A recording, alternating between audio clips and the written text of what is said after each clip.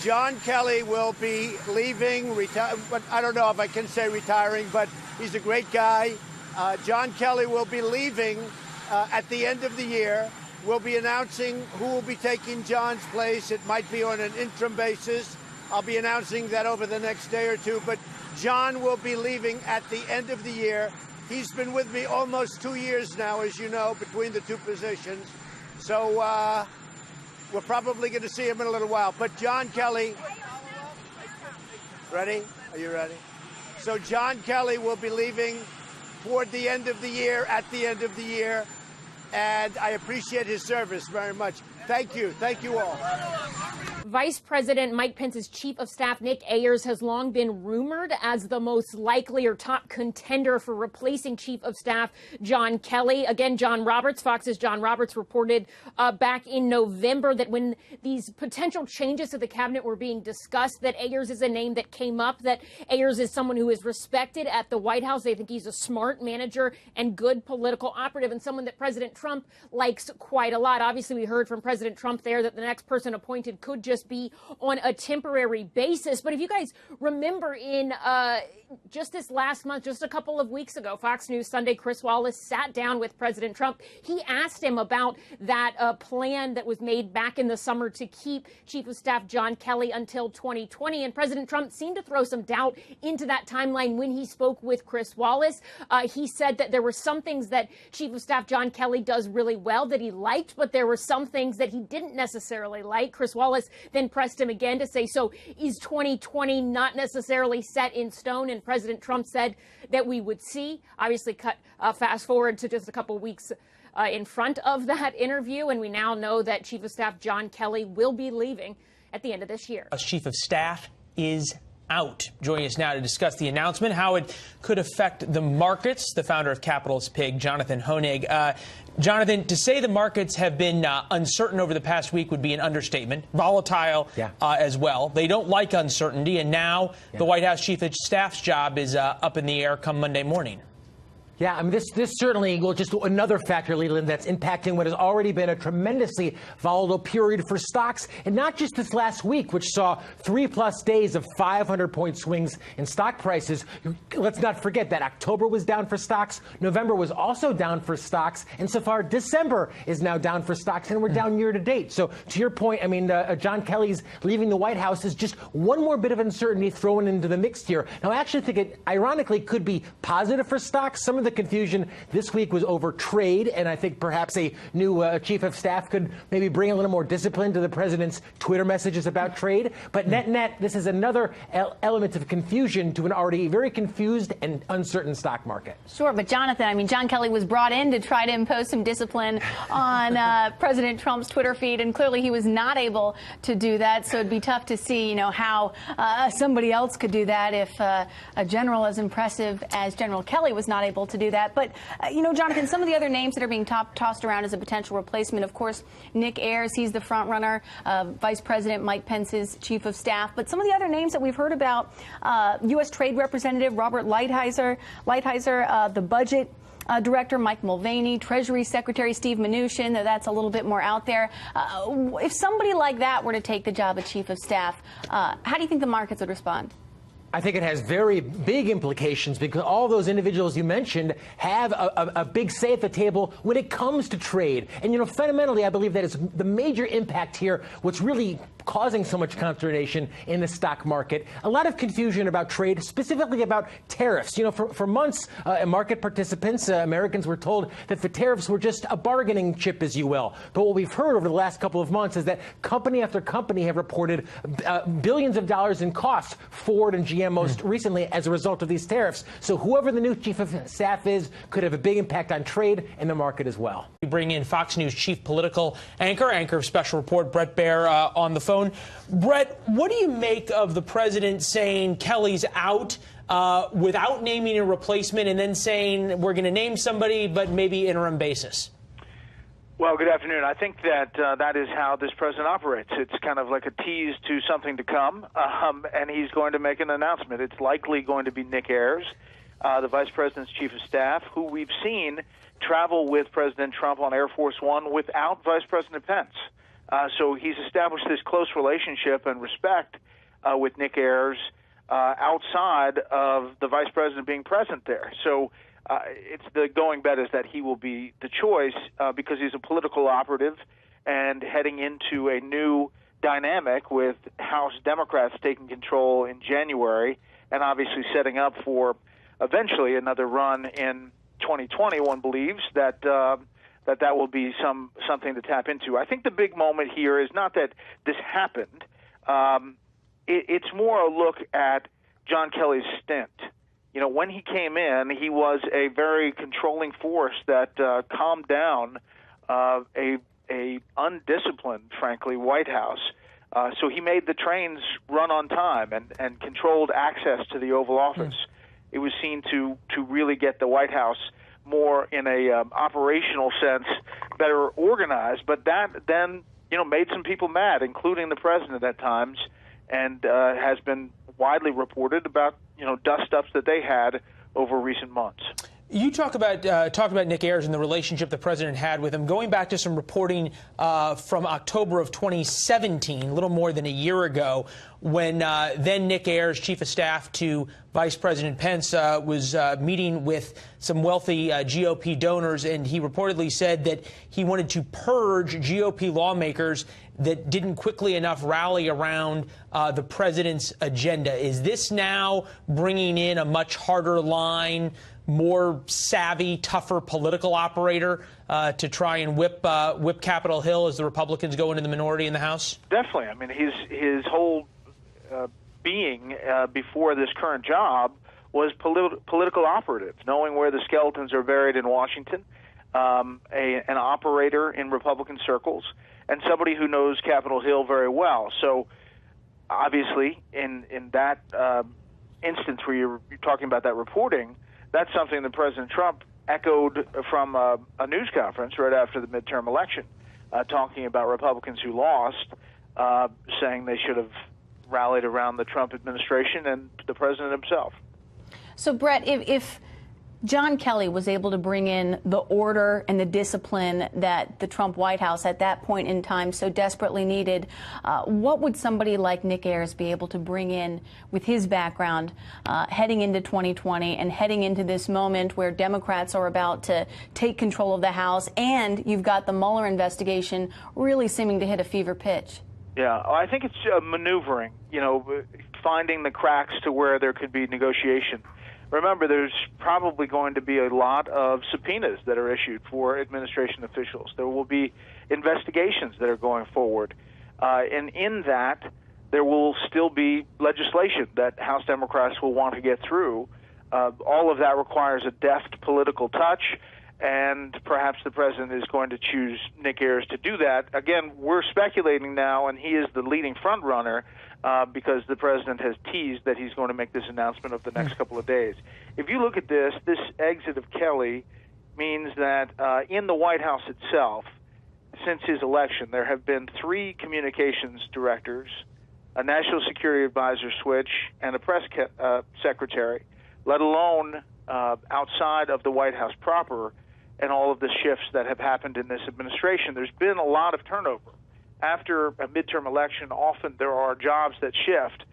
This administration has seen more than most. You said an interesting word, and you're right that we are speculating on Nick Ayers, but you said a deft political hand. Is Nick Ayers a deft political hand, or is he a political hammer? I think he can be both. It's cracking the whip and keeping people in line is one thing, but also knowing how some congressman or some chairman of a committee, what issues he or she is interested in and can be negotiated with, dealing with Nancy Pelosi and Chuck Schumer, specifically Pelosi now, who will likely take the speakership and deal with the gavel there on the House side. It's much more a political-looking job as you have another party taking over one chamber of Congress and you get ready for a re-election. John Kelly was well-positioned to structure access to try to get things, pieces of the puzzle put on the table for the president, was not as accomplished when it came to, the political ins and outs of Washington, D.C. Had a very successful stint, Kelly did, at Homeland Security, and was largely seen as getting a White House, and when I say organized and on track, from where it was. Obviously, there are a lot of stories about different elements of the White House not working effectively, but Kelly tried to get everything on the train track. We've been focusing so much on Nick Ayers, and of course, there's, a very good probability that he will be the next chief of staff. But you know better than anyone else, Brett, that, nothing is final until President Trump says it's final. So I'm curious, are you hearing any other names other than Ayers as a possible replacement to John Kelly? Well, for a long time, Mick Mulvaney was talked about as a possible chief of staff, and his name was still surfacing around. I think that has fallen off, but again, you don't know what you don't know with the Trump administration and the president's choices. I do think it's probably going to be Ayers. And I think that there's going to be a lot of different efforts. Remember the White House counsel also switched just recently, and the legal staff in the White House is going to be girding for a battle, not just with House Democrats, but obviously with the fallout from the Mueller investigation and whatever comes out of the Southern District of New York. Hey, Brett, as the president was leaving the White House and announcing that John Kelly was leaving, he said he was a great guy and appreciated his service. You had one of the more telling and fascinating interviews with John Kelly that have been done, perhaps the one that made by far the most amount of news and reportedly really rankled the president in the way Kelly reacted. Any thoughts on where the relationship between president and chief of staff broke down, where you went from John Kelly will be here through 2020 to he's out after the midterms? I think there's a lot of elements to it. I'm not sure that the family ever really enjoyed Kelly's style of controlling access to the president, and so that was a sling and arrow towards him. I think that the president got frustrated that somehow he was trying to be controlled in one way or another. But in that interview that I did with General Kelly, that as White House Chief of Staff, he was very honest, and I think that's often the issue in Washington. It gets you in trouble, and I think he may have gotten on the wrong side of the president on the way he described the wall, on the way he described being paid for by Mexico, a number of different elements of that interview that perhaps the president didn't like. But if you look back at John Kelly's service, first of all, to the country as a Marine general, and long service, and believed that as Homeland Security Secretary and as White House Chief of Staff, he was continuing to serve the country in a different way, but in the same kind of vein as he did as a military man in uniform. And obviously lost his son in the war in Afghanistan, has really served the country tremendously for a long, long time, and has said that job was the toughest he'd ever had.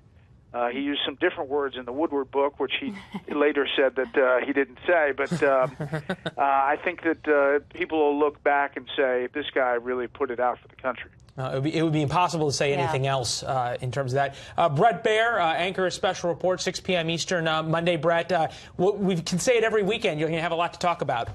All the time. All the time. Thank you, Thanks, sir. Brett. Enjoy your Saturday. All right. Big breaking news this hour, which is, of course, the news that John Kelly, the president's chief of staff, is officially out. It's been rumored about for quite some time. Now it's final. So here to weigh in is our political panel. Eric Beach, he is the co-chair of Great America PAC and former Ohio State senator, now with American University, and a contributor for the Washington Examiner, Capri Cafaro. So, Capri, I'll start with you. Sure. What do you make of the news? John Kelly's out. Well, I think that it's not necessarily a surprise. We've been hearing for a number of weeks now that there's been tensions within the White House. I do think that there will end up being a different tenor and tone as well in the absence of, former General Kelly, because, when he came in and took over from Reince Priebus, we heard a lot about how he was trying to make things more regimented, how he was trying to control the flow of information to President Trump and the folks inside the White House. And so I think it looks as if, from what we're hearing, that the top pick might be Vice President Pence's chief of staff, which would be a much more political pick going into 2020. Eric, what do you think? What do you make of this breaking news? Yeah. First of all, I think there's two things here. John Kelly's a patriot, and he did bring organization to this White House. And there's been a cloud over this White House, especially from the special counsel's investigation, that there was really a lot to try to get through there. And in these next 2 years, there may have to be some changes. And the one thing where the president and John Kelly disagreed was on illegal immigration. That's the number one issue, and to many conservatives and Republicans and Trump supporters, the number one crisis facing us here today. And, I think with Nick or whoever does come in, they're going to really reshape that agenda and bring it back into what he ran on and try to deliver those campaign promises here in the next 2 years. Well, and Nick Ayers, as you said, the vice president's chief of staff, a political guy. But I mean, heading into 2020, perhaps it's not such a bad thing to have a political guy running the West Wing. Capri? I think that's probably part of President Trump's calculus, if that's who he really chooses. Unfortunately, governing has become so political, and that's not necessarily new.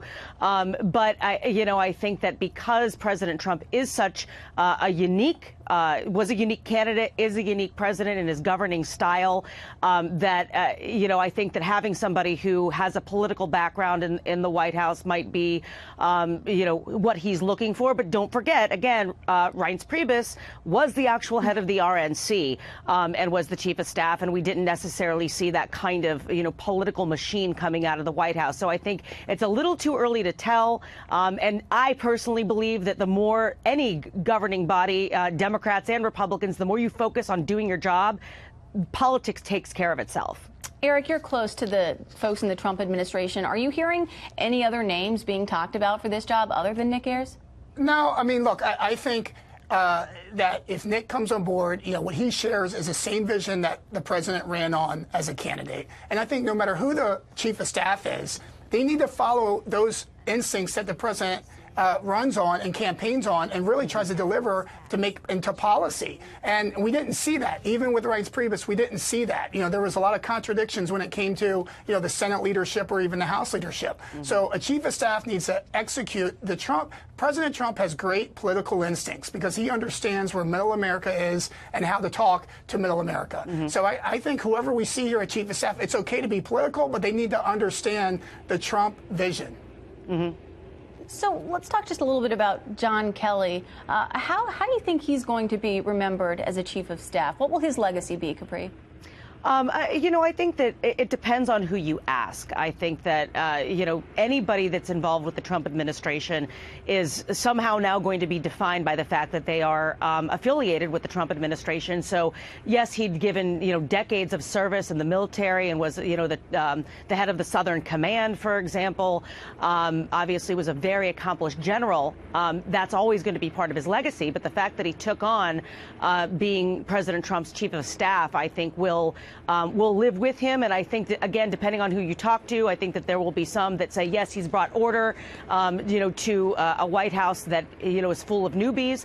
But I think that there are others that will say, well, he didn't do enough to keep the White House focused, on track, and moderate their vision. But I do agree with my colleague talking about the fact that people are the President Trump is looking for someone to execute his vision. And we're seeing that time and time again with his choices with the UN ambassador, for example, Heather Nauert and Mike Pompeo. And we're seeing this throughout his choices now in his cabinet, too. And we are watching Air Force One about to take off on its way to the Army-Navy game, where President Trump is going to be watching and announcing another staff shakeup, his new chairman of the Joint Chiefs of Staff. But back to John Kelly. Eric, what do you make of his time as chief of staff? What do you think his legacy will be? And was he a good chief of staff? He's nothing short of a patriot, and he was a great chief of staff. He came into a situation that was in disarray, and we have to call that what it is. And, it wasn't left to him in a good place, and he brought a lot of order into the White House. And again, he never undercut, the president, at least publicly. He never tried to go against that agenda, and there was a lot of parts of that agenda that he actually disagreed with philosophically. So I think, class and character defines General Kelly, and I think he'll be remembered as such. So how does the West Wing operate in his absence? Capri, what do you think are some of the changes that we will see in the days to come as Kelly makes his way out? Well, I think that, in the absence of a chief of staff, you're obviously going to have, one less person in that chain of command. And so I think that what we may see is a more unbridled President Trump, someone with a situation where, he doesn't have a barrier, a filter. And so he's going to be probably dealing more directly with individuals in the West Wing, maybe even leadership in the House and the Senate. And so I think we'll probably see, at least in the short term, more of Trump being Trump. I think we're going to have to just wait and see who comes and fills that position and how they then decide to organize the West Wing, if they empower President Trump, which I think is more likely, or if they try to, hamstring him and, try to take away his phone and this sort of thing, which I sincerely doubt. Absolutely. And yeah, of course. I mean, Chief of Staff John Kelly, he was able to provide quite a bit more order than perhaps his predecessor, Reince Priebus, was able to. But still, nobody's going to be able to control President Trump's tweeting and his use of his cell phone to do that. It's the way that he communicates with his supporters. And for him, it's proven to be very effective. Eric, what do you make of how this might change or lead to some other potential staff shakeups within the West Wing? If Kelly's out, does he take anybody with him? Well, possibly. I think the staff needs to get on board once again. Trump ran against 17 candidates in the primary. He defeated Hillary Clinton because he had a certain vision on illegal immigration, on trade deals, really on foreign policy. So, I want Trump to be Trump because he was smarter than the rest of the field and he understood what Americans really wanted in that America First agenda. So I think the staff, it's not incumbent upon the president to change his views and his ways. It's incumbent to the staff that says, if you want to work at the White House, we're going to execute the vision that he ran and won on. Remember, he was elected. He was elected, and now we're heading into 2020, and it's really just around the corner. And you look at somebody like Nick Ayers, who is who's obviously being talked about as a potential replacement for John Kelly. You look at somebody like him who could very easily bring a lot of political instincts, things that President Trump would really like to this West Wing. Could be valuable to have him in the White House at a time like this, but he also has a lot of support from folks like Jared and Ivanka, but also some detractors within the West Wing. Final question, Capri. Sure. When do you think that we will know who John Kelly's replacement will be? Well, it looks like he's going to be leaving at the end of the year, according to President Trump. So I think that we'll probably hear, the potential replacement in the next few weeks. So I think probably right either between Christmas and New Year's, maybe.